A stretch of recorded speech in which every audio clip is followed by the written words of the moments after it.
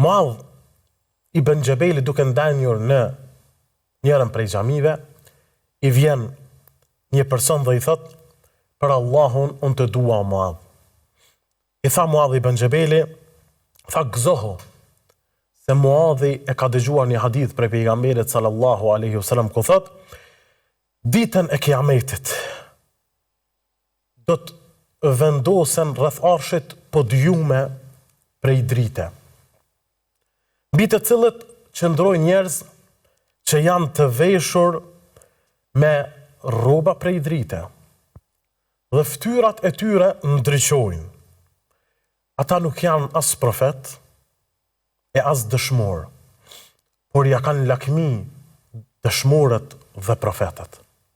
I thanë, ja Rasulullah, për Zotin, apo na tregon kush janë këta njerëz që ja keni lakmi ju pejgamberët edhe dëshmorët? Tha, janë el mutehabune fije. Janë ata të cilët duhen për hatrin tim. Duhen për hatrin tim dhe urrehen për hatrin tim.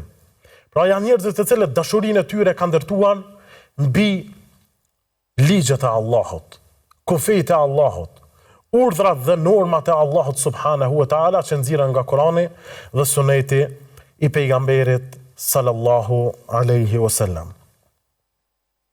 Ka më madhështore se kjo. Një grup që ja kanë lakmi pejgambert dhe dëshmort. Ne e dim që pejgambert janë njerëzit më të mirë tek Allahu. Ata do të ndërmjetësojnë për umetin e tyre.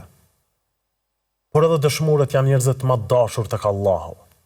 Çdo gjë i falet shahidit përveç se borxhit. Andaj kanë peshë tek Allahu azza wa jall. Dhe do të ndërmjetësojnë për familjarët e tyre, pra dy kategoritë më të mira. Ndërmjetësojnë për tjerët. Kujt ja pas kanë lakmi këta?